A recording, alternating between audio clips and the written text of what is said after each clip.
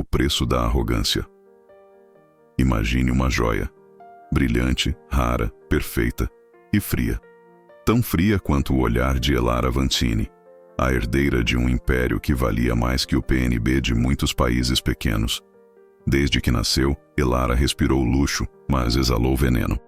Para ela, o mundo se dividia em duas cores: o ouro da sua conta bancária e a poeira dos invisíveis, aqueles que ela fazia questão de pisotear.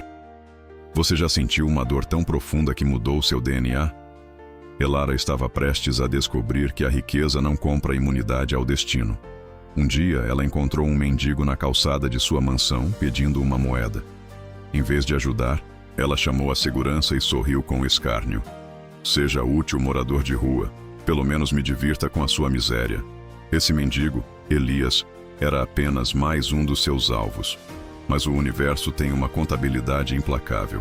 E a conta de Elara estava prestes a chegar, com juros.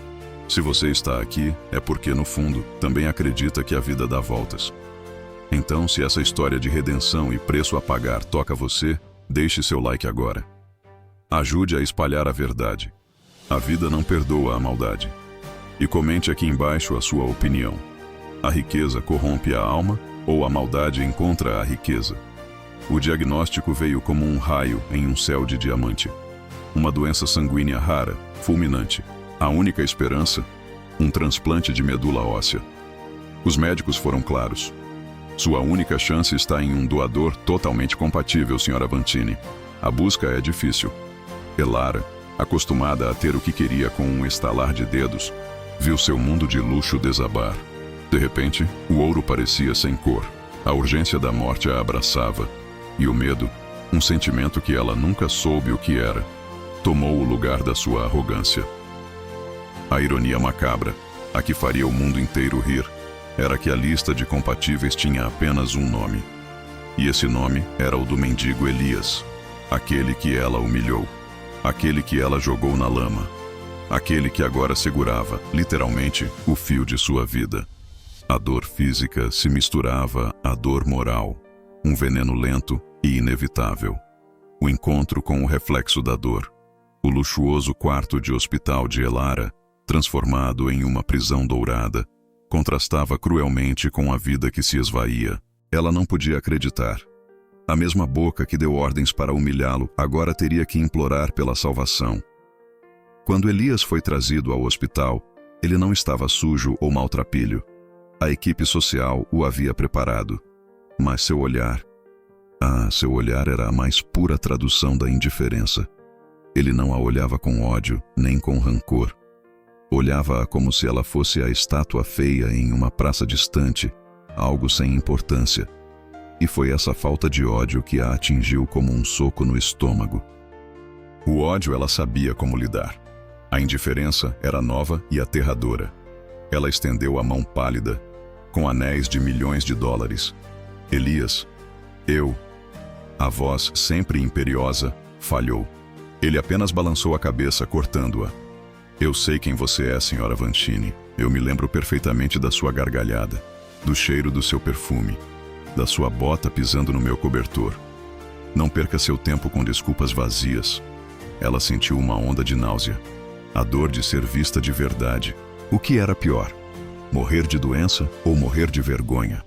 A luxúria de sua vida, suas festas, seus carros, tudo parecia uma piada barata diante daquele homem que não tinha nada e ainda assim tinha o poder de sua vida. Elias estava ali não por dinheiro, mas porque a equipe médica havia sido convincente sobre o valor da vida humana. Mas ele tinha dúvidas, muitas. Ele se lembrava de cada palavra cruel, de cada gesto de desprezo. A justiça era cega, mas a vida não. E agora ela estava ali, indefesa. Ele não podia matá-la, mas também não sentia o menor desejo de salvá-la. A curiosidade no ar era palpável. O que ele faria? Ele, o humilhado, tinha a caneta na mão para assinar o destino da mulher mais rica e má da cidade. Elara esperava a vingança. Mas Elias estava esperando outra coisa. Ele estava esperando um sinal. Parte 3. A visão na beira do abismo. Naquela noite, enquanto a máquina monitorava seus batimentos, Elara teve uma experiência que nenhuma quantia de dinheiro poderia comprar. Não foi um sonho, foi uma visão. O quarto se dissolveu em uma luz ofuscante e ela se viu em uma praça vazia. À sua frente, uma figura de luz, serena e imponente. Não havia julgamento, apenas a verdade. Elara Vantini, a voz ressoou. Sua vida foi uma contabilidade de ganância e desdém. A balança está desequilibrada. Você tem uma escolha e apenas uma. O medo a paralisou. A figura ergueu as mãos e em uma se viu a imagem da sua fortuna. Mansões, cofres, joias, títulos. Na outra, viu a imagem de Elias, forte e saudável, pronto para a doação. O universo te deu a chance de uma redenção genuína. Você tem 3 dias para transferir toda a sua fortuna a instituições de caridade e aos invisíveis que você ignorou. Se você o fizer, sua alma será digna da doação que a salvará. Se não o fizer, o tempo esgotará. A visão terminou e Elara despertou em pânico. A ganância gritava em seu peito, uma dor quase maior que a doença. Entregar tudo? Sua identidade era o dinheiro. Morrer era inimaginável, mas viver na pobreza era um inferno ainda maior. O dilema era cruel. Riqueza ou vida? A dor da doença era real. Mas a dor de abrir mão de seu império era excruciante. Ela precisava de Elias, mas o que ele faria se soubesse que ela ainda estava hesitando? Ela olhou para o monitor. Cada batimento cardíaco era uma contagem regressiva. A urgência era máxima. Ela sabia que precisava se decidir, mas a mão que deveria assinar a transferência estava trêmula, paralisada pela maldade de uma vida inteira. O preço da sua alma estava em aberto, e o leiloeiro era o destino. A decisão do custo da alma. Os 2 dias seguintes foram um tormento. Elara tentou negociar com o vazio. Metade da fortuna, 1/4, posso criar uma fundação e controlá-la. Mas a condição era clara. Tudo, sem controle, sem retorno. O médico entrou com o semblante grave. Senhora Vantini, Elias está pronto para os exames finais, mas ele precisa de uma garantia moral. Ele não está fazendo isso por dinheiro, mas por princípios. Ele não quer salvar uma vida que continuará a desprezar a humanidade. O ultimato era silencioso, mas ensurdecedor. Elara se viu entre a morte imediata e a morte de sua identidade. Ela pegou a caneta. Suas mãos suavam sobre os documentos de transferência de bens. Era o fim do Império Vantini, como ela o conhecia. A caneta pairou. Ela fechou os olhos e viu por um instante o rosto de Elias e o seu próprio, o de uma jovem arrogante. A imagem de si mesma humilhando aquele homem foi o catalisador. A humilhação que ela causou voltava para ela em dobro. Com um suspiro que parecia extrair sua própria alma, ela assinou. A palavra redenção começou a tomar forma. Em poucas horas, o império de bilhões se desfez em doações rastreáveis. Elara era, oficialmente, uma indigente em uma cama de hospital de luxo. A notícia correu o hospital. Elias soube. Ele foi até o quarto dela. Ela estava fraca, mas em seus olhos havia uma luz diferente. Talvez a primeira luz de verdade em toda a sua vida. Eu fiz, sussurrou ela com a voz embargada. Eu abri mão de tudo. Elias a olhou por um longo momento. Não havia vitória em seu rosto, apenas cansaço. Eu sei, ele disse. O dinheiro não me importa, mas a mudança sim. Ele deu um pequeno sorriso, o primeiro. Eu te dou a minha vida. E com aquela promessa, a máquina de destino começou a girar. Parte 5. A verdade enterrada e a ligação de sangue. A cirurgia de transplante foi um sucesso. Elara, fraca, mas viva, começou o longo caminho da recuperação. Elias, também se recuperando, foi acompanhado por uma assistente social. Foi essa assistente que, fazendo o levantamento social e histórico de Elias, se deparou com uma coincidência estranha. Os dados biológicos de compatibilidade entre Elias e Elara eram extraordinariamente altos, muito além do comum para pessoas que não são parentes de primeiro grau.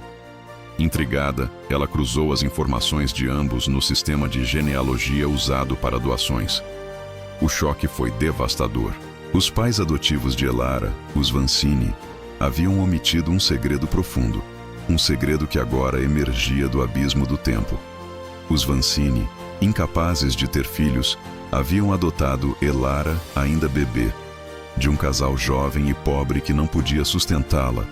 Esse casal, que agora ela sabia serem seus pais genitores, eram os mesmos que tiveram Elias, seu filho biológico, anos depois. A revelação atingiu Elara como um trovão. Ela não era uma Vancini de sangue. Ela era a filha de um casal pobre, rejeitada por incapacidade financeira e acolhida pela riqueza. Elias, o morador de rua que ela humilhara, o doador que a salvara, era seu irmão de sangue. Aquele que ela chamou de lixo e que lhe deu a vida era, literalmente, a sua família. Ela era a joia de ouro forjada no fogo da pobreza, e Elias era a força bruta e verdadeira que ela tentou esmagar. A ironia divina era completa, macabra e redentora. A dor da doença era nada comparada à dor desta nova verdade. Ela havia negado seu próprio sangue, seu próprio passado, em nome de uma riqueza que ela nem sequer herdara geneticamente. Parte 6. O confronto final. Arrependimento e dor. Elara se arrastou até o quarto de Elias. A fragilidade física era superada pela força de um arrependimento que finalmente a quebrou. Elias estava acordado, lendo um livro. Ela parou na porta, e o silêncio era tão pesado quanto a verdade que agora pairava entre eles. Elias? A voz era um fio. Ela caminhou, ajoelhou-se ao lado da cama, e pela primeira vez, a poderosa Elara Vancini chorou. Não um choro de raiva ou frustração, mas um choro de dor e luto por uma vida inteira de cegueira. Eu sinto muito.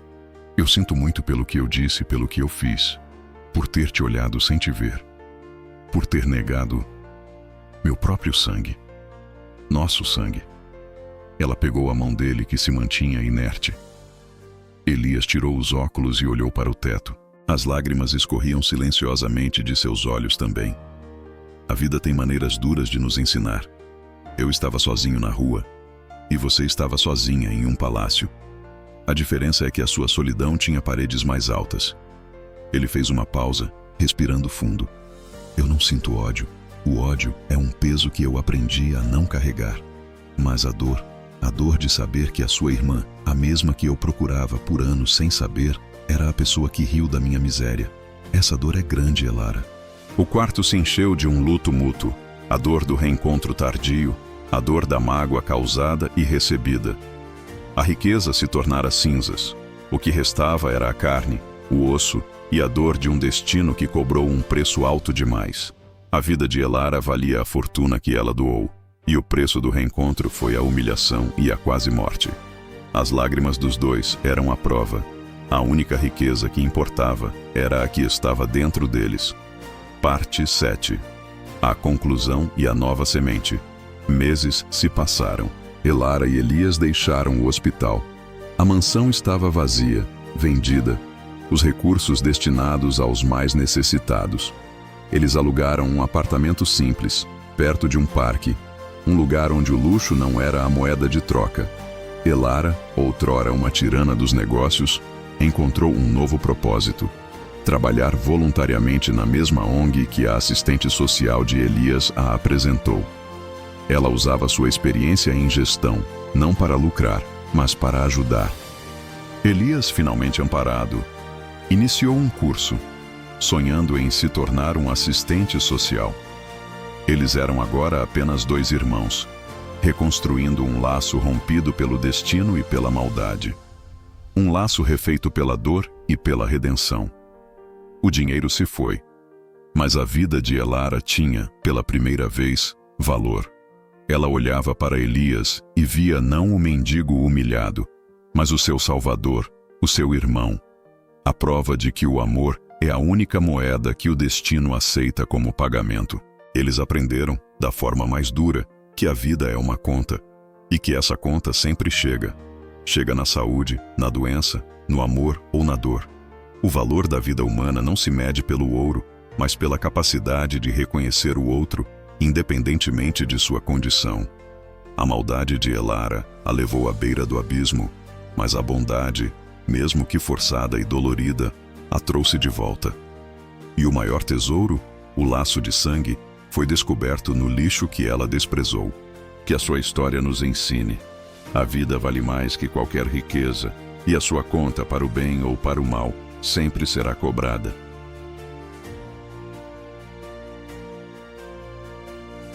Olá, você que chegou até aqui. A rede de comunicação NBS está crescendo e você faz parte dessa história. Estamos expandindo nossos horizontes e levando conteúdo de qualidade para ainda mais pessoas. Tem curiosidade pelo mundo e pela ciência? Então conheça o canal NBS, com conteúdos atemporais e fascinantes. Quer se manter bem informado com leveza? O NBS Notícias te traz o cotidiano de um jeito que prende. Se o que te move são histórias reais e emocionantes, vem com a gente no canal História para Emocionar. Ama o universo pet? O repórter Conradinho tem um canal só dele, voltado aos nossos melhores amigos de quatro patas. E para quem não perde uma fofoca quentinha, o Te Contei é o seu novo vício. Além disso, temos canais darks em vários idiomas, levando nossa linguagem única para um mundo. E não para por aí. Quer interagir com a gente? Acesse o nosso site, redes sociais e os perfis oficiais do repórter Milton Santos. Todos os links estão nas descrições dos nossos vídeos. Somos gratos por cada curtida, cada comentário, cada compartilhamento e por cada nova inscrição. Você que já está com a gente, o nosso muito obrigado por acreditar nesse sonho. E se você está chegando agora, seja muito bem-vindo à família NBS.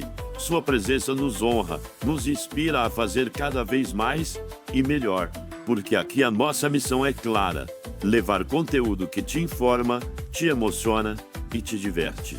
Rede de Comunicação NBS. A gente se vê por aqui.